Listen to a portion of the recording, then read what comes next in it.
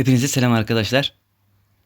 Bugün size bu videoda yeni gelen güncellemede büyük denge değişikliklerinden bahsedeceğiz. Neler bufflanmış, neler nerflenmiş hepsini bu videoda anlatacağım. Web siteminde de yayınladım bunları hem İngilizce hem Türkçe olarak. Yukarıdaki karttan da oraya ulaşabilirsiniz.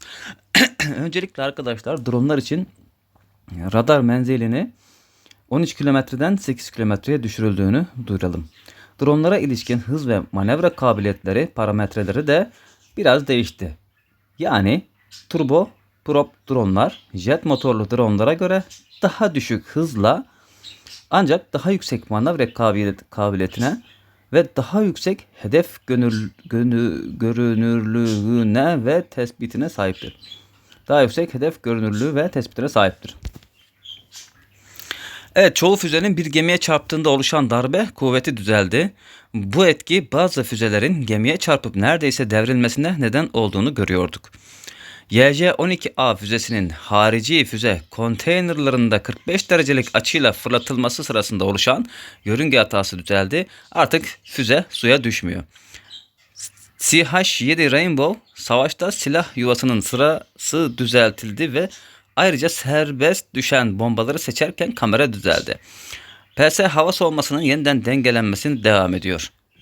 Evet, gemilere geçelim. Zumwalt. Zumwalt'a bir adet füze yuvası eklendi. 3x1 füze şeması var artık. Taban dayanıklılığı yani dayanıklılık, sağlamlık yani sağlamlığı 355'ten 365'e yükseldi. Sağlamlık görüyorsunuz. Hızı 20'den 21'e yükseldi. Menzili 4.33'ten 4.67'ye yükseldi. Menzili. Evet, şimdi USS New Hampshire. Ona geçelim. Evet, USS New Hampshire'da mevcut füze yuvasına bir füze daha eklendi. Geminin artık 2x2 füze şeması var. M47-41 özel ana topu şu. Mermi başına temel hasarı 13.000'den 14.000'e çıkarıldı. Özel topu çekiç özel topu 6 saniyeden 6,5 saniyeden 6'ya düştü. Mermi başına 1200 kilometreden 1400 kilometreye çıkartıldı. Evet, 0.58B parametreleri 2 otomatik topun bulunduğu yeni bir açık yuva eklendi. Geminin artık 2x2 otomatik top düzeni var. Görmüş olduğunuz gibi. HPJ-99R özel ana topu. Bu top. Ateşlenen mermi miktarı sayısı alttan 4'e düştü. Temel yeniden yükleme 7,5 saniyeden 7'ye düştü. Kritik hasar şansı 0.2'den 0.4'e çıktı. Mermi başına temel hasar 6.500'den 9.500'e çıkarıldı. Mermi fırlatma arasında gecikme 0.1 saniyeden 0.5 saniyeye çıkarıldı. Güzel buff aldı. Gelelim Ocean Avenger'a. Füze yuvasına artı bir füze eklendi. Geminin artık 2x2 füzesi var. Üst güvertesi yeniden yükleme noktaları 150'den 250'ye çıkartıldı. Temel hızı 17'den 18'e çıkartıldı. Manevra kabiliyeti 5.5'ten 6'ya yükseldi. Tespit menzili 3.6'dan 4 kilometreye arttırıldı. Temel radar menzili 6.67'den 8 kilometreye çıktı. Özel ana topu. Evet, gemi mermi hızı 680'den 778'e çıkartıldı. Temel atış menzili 8 kilometreden 9'a çıkartıldı. Temel yeniden yükleme 6.5'tan 6'ya düştü. Hasar kritik şansı 0'dan 0'a düştü. 0.1'den 0'a düştü. Mermi başına hasar 6000'den 7000'e çıkartıldı. Güzel bak. Evelyn gemisi, bu uçak gemisi ise helikopter yuvasına bir artı helikopter eklendi. Artık 2 tane helikopteri var. Temel manevra kabiliyeti 7.7'den 8.2'ye yükseldi. Evet, CGX gemisine artı bir torpido yuvası eklendi. Torpido. Temel hızı 16.73 kilometreden 17'ye çıktı. Bundaki buff bu kadardı. Evet, Project gemisine 2 tane el bomba fırlatıcısı içeren yeni bir yuva eklendi. El bombası. 2x bomba atarı şu anda mevcut. Hava soğumasına artı bir hava soğuması daha eklendi. Yeni hava savunma pozisyonu geminin ön kısmında. Temel manevra kabiliyeti 8.6'dan 8.2'ye düşürüldü. Tespit menzili 3.67 kilometreden 3.33 kilometreye düşürüldü. F-126 gemisi mevcut füze yuvasına bir füze daha eklendi. Geminin artık 2x1 füzesi var. Yine DDX gemisine ise ikinci top ana top. Özel ikinci ana top diyor. Mermi fırlatılması arasında gecikme 0.2 saniyeden 18 saniyeye düştü. Ana top hangisi? Sauraponte. Şu. Evet, topunda bir güncelleme yapılmış. Temel atış menzili 6'dan 6.33'e çıkarıldı. Temel yeniden yükleme süresi 3.5 saniyeden 3.1 saniyeye düşürüldü. Genel hız 778 kilometreden 836 km'ye yükseltildi. Mermi başına temel hasar 1500'den 1800'e çıkartıldı. Hasar kritik şansı ise 0.12'den 0.015'ten 0.2'ye yükseltildi. Mermi patlatma yarıçapını 0'dan 3'e ayarlayın. Bir uçağı durdururken daha etkilidir. Evet, Swordship ise SVS başlatıcı, özel başlatıcı diyor. Mermi fırlatılması arasında gecikme 0.4 saniyeden 0.35 saniyeye düştü.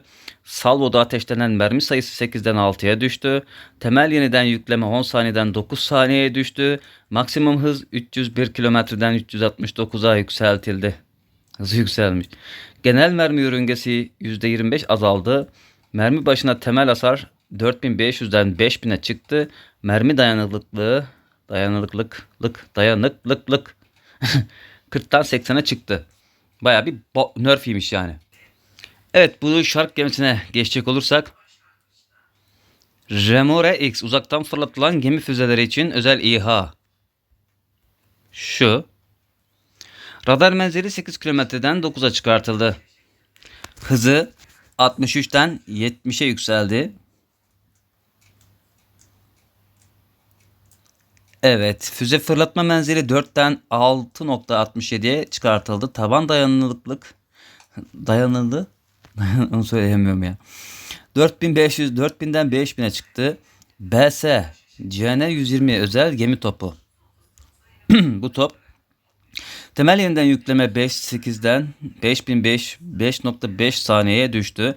Mermi başına temel hasar 5400'den 6000'e çıktı. Hasar kritik şans 0.2'den 0.25'e yükseltildi. Özel füzesi. Mermi fırlatması arasında gecikme saniye 0.3 saniyeden 0.27 saniyeye düşürüldü. Salvoda ateşlenen mermi sayısı 6'dan 4'e düştü. Temel yeniden yükleme süresi 16 saniyeden 12 saniyeye düştü. Hız değişimi 97 kilometreden 130 saniyeye arttı. Mermi dayanıklılığı 70'ten 80'e yükseldi. Mermi başına hasar 10.000'den 14.000'e çıkarıldı. Temel cephane sayısı 11'den 13'e çıktı. Evet, JS Maya'ya geçecek olursak özel gemi füzesi bu. Kitlenme süresi 1.5 saniyeden 1.2 saniyeye düşürüldü. Mermi başına temel hasar 16.500'den 18.000'e yükseldi. Mermi fırlatılması arasında gecikme 0.4 saniyeden 0.3 saniyeye düşürüldü. Evet, Missouri'mizde güzel buff almış gibi. Manevra kabiliyeti 5.6'dan 5.5'ten 6'ya yükseldi. Temel radar menzili 6.67'den 8 kilometreye çıkarıldı. Birim ekipman parametrelerine geçecek olursak Mark 7 özel ana topu hızı 486 kilometreden 583 kilometreye yükseldi. Mark 12 ikinci ana top. Bu top ise geliştirilmiş genel doğruluk. 486'dan 583'e bu da yükseldi. Bofors Quadra ise mermi başına temel hasar 450'den 500'e çıkarıldı. Mermi patlama yarıçapı 0'dan 3'e ayarlayın. Bir uçak dururken daha etkilidir. O ne demek anlamıyorum. Temel atış menzili 3 kilometreden 5.33 kilometreye 3.33'ten 5.33'e çıkarıldı. Evet, Yamato Ichiza geçecek olursak taban dayanık ama söyleyemiyorum.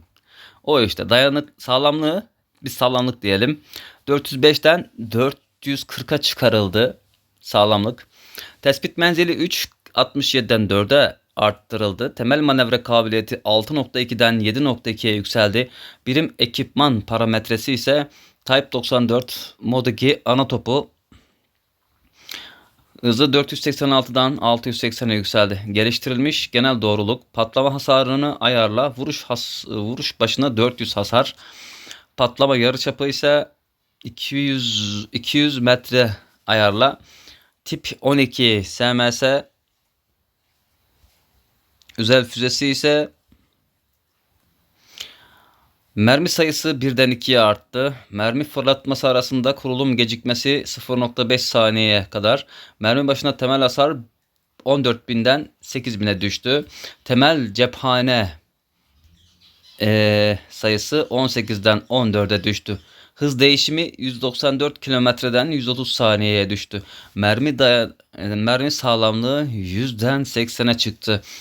Özel hava savunma lazeri JIHA. Temel atış menzili 1.33'ten 2.13'e çıkarıldı. Evet, Yamato'ya geçecek olursak hızı 12'den 13'e yükseldi. Hızı bir az yükselmiş.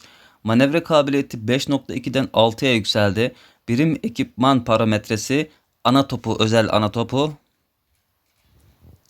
486'dan 580'e yükseldi. İkinci ana top. Mermi başına hasar 2600'den 4000'e çıktı.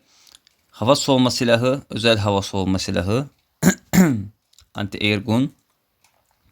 Mermi başına temel hasar 7'den 10'a çıktı. Mermi fırlatması arasında gecikme 0.7 saniyeden 4 saniyeye düştü. 0.4 saniye. Hava soğuma silahı, özel otomatik top. Mermi başına hasar 700'den 1000'e çıktı. Temel atış menzili 4 kilometreden 5 kilometreye çıkarıldı. Bu gemi ise HPC özel ana topu var bunun. Çok güçlü bir topu. Kulenin yatay dönüşü neredeyse tüm büyük toplarda olduğu gibi 0.45'ten 0.25'e yavaşlatıldı. Güzel nerf. Evet, Moskova geçecek olursak temel manevra kabiliyeti 6.5'ten 7'ye yükseldi. Temel hızı 12.64 kilometreden 14.2'ye yükseldi. Birim parametreleri özel ikinci ana top genel doğruluk. Mermi başına hasar 1150'den 1350'ye yükseldi. Bir fırlatmada ateşlenen mermi sayısı 5'ten 4'e düştü. Mermi fırlatması arasında gecikme 0.3 saniyeden 0.27 saniyeye düştü. Arsenal gemisine geçecek olursak manevra kabiliyeti 7.5'tan 8.5'a yükseldi. Hızı 17'den 19.06'ya yükseldi. Arsenal Railgun özel ana topu mermi başına hasarı 5500'den 6000'e çıkarıldı. Arsenal MRS başlatıcı ise gelişmiş genel doğruluk içeriyor. Evet, USS Columbia gemisi ise özel torpidosu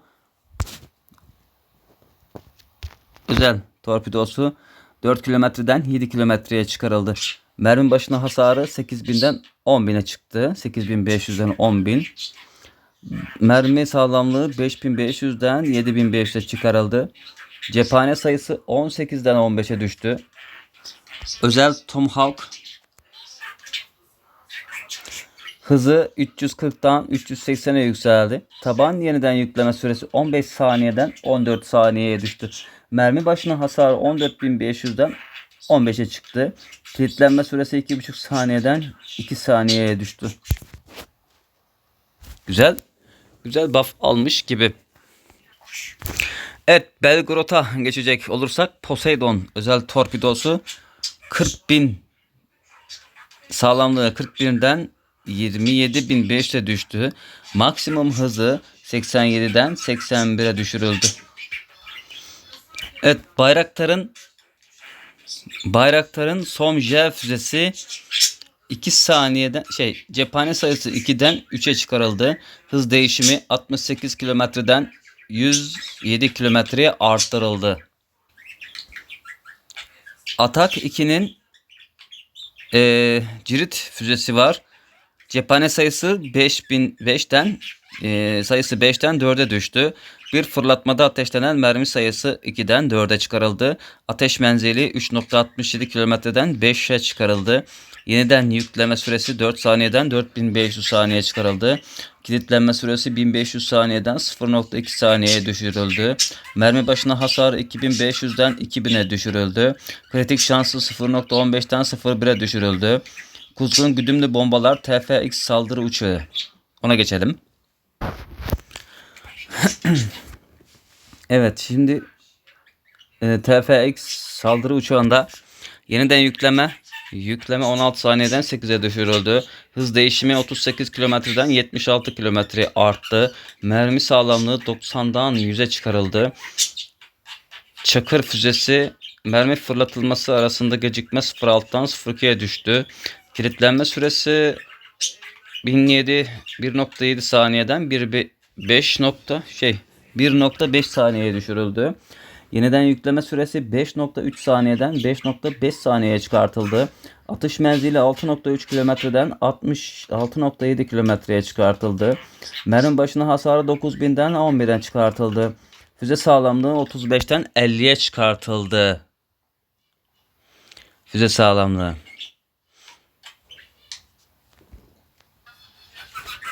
Lau 61 Kara Hayalet CAI VZ19 muhbir Mari Neon AP Phoenix Akrep, yani helikopterler, Atak 2 helikopteri manuel, yani bu saydığım helikopterler manuel yerine otomatik ateşlemeyi ayarlayın.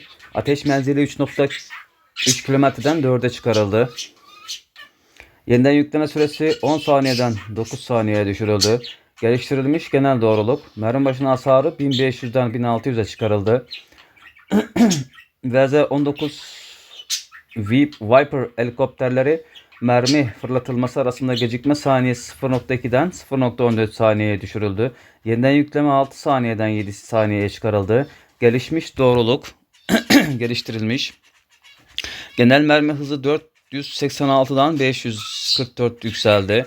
20 mm uçak topu AP Phoenix'in helikopterin uçak topu doğruluğu arttı.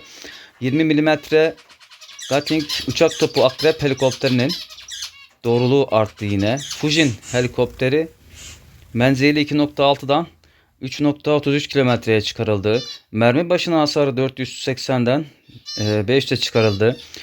Genel mermi hızı 583 kilometreden 680'e yükseldi. Artan doğruluk. Fujin Railgun uçak topu AP Fujin'in AP Fujin helikopterine bağlı bir Railgun. Mermi başına hasarı 3500'den 4000'e çıkarıldı. Fujin ASM denizaltı karşıtı füze. Yine aynı helikopterde. Mermi başına hasarı 10.000'den 12.000'e çıkartıldı. Atış menzili 5 kilometreden 6.67 kilometreye çıktı. Cephane sayısı 4'ten 6'ya çıkarıldı. Yeniden yükleme süresi 14 saniyeden 12 saniyeye düştü. Evet, Argones'in torpidosu AT-3 torpidosu cephane sayısı 13'ten 15'e yükseldi. Mermi başına temel hasarı 9500'den 12.000'e çıkarıldı. Monark topu var. Ona bakalım. Evet, Monark topu yeniden yükleme süresi 8 saniyeden 8.5 saniyeye düştü. Mermi başına temel hasarı 18.500'den 22.000'e çıkartıldı. Hızı 739'dan 778'e yükseldi. Evet, UGM Trident 2 hız değişimi 68 kilometreden 126 kilometreye arttı. Maksimum hızı 389 kilometreden 467 kilometreye yükseldi. Taban yeniden yükleme süresi 23 saniyeden 22 saniyeye düştü. Vuruş başına +1000 patlama hasarı eklendi. Kurulum patlama yarıçapı 266 metre. Balistik yörüngeyi ayarlayın diyor. Bu topta güzel buff almış durumda. Evet, bu balistik füzemiz ise maksimum hızı 389'dan 505 kilometreye yükseldi. Mermi başına temel hasarı 25.000'den 25.500'e çıkarıldı. Temel yeniden yükleme 17 saniyeden 16'ya düştü.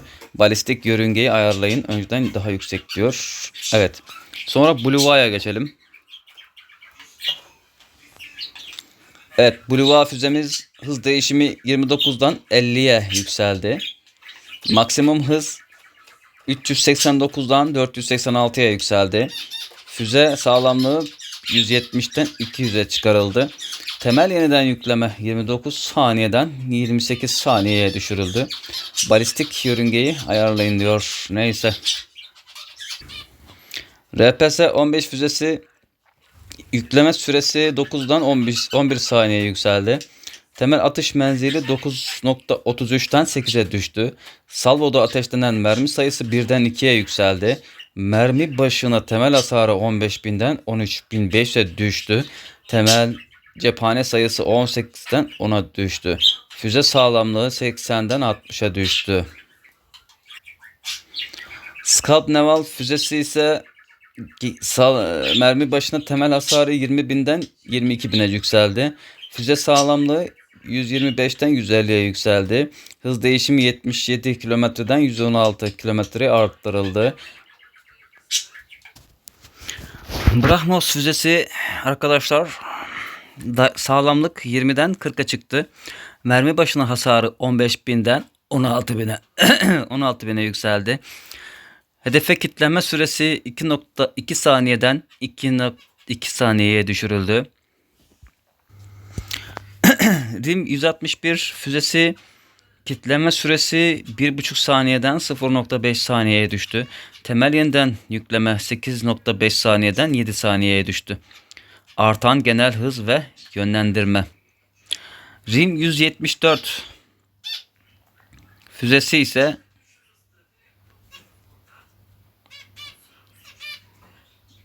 RIM 174 füzesi kitlenme süresi 2 saniyeden 25 saniyeye düştü. Yeniden yükleme 11 saniyeden 6'ya düştü. Mermi başına hasarı 15'ten 10.000'e düştü. Artan hız ve yönlendirme.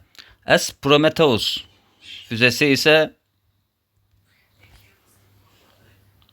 kitlenme süresi 1 saniyeden 35 saniyeye düşürüldü. Temel yeniden yükleme 10.000'den 6.000'e düştü. Mermi başına hasarı 6.000'den 5.200'e düşürüldü. Artan hız ve yönlendirme. Evet, buff ve nerfler bu kadardı arkadaşlar. Size hepsini anlatmaya çalıştım. Videomuzu beğeniyorsanız eğer beğenmeyi, abone olmayı unutmayalım. Kendinize çok çok iyi bakın. Bir sonraki videolarda görüşürüz. Şimdilik hoşça kalın.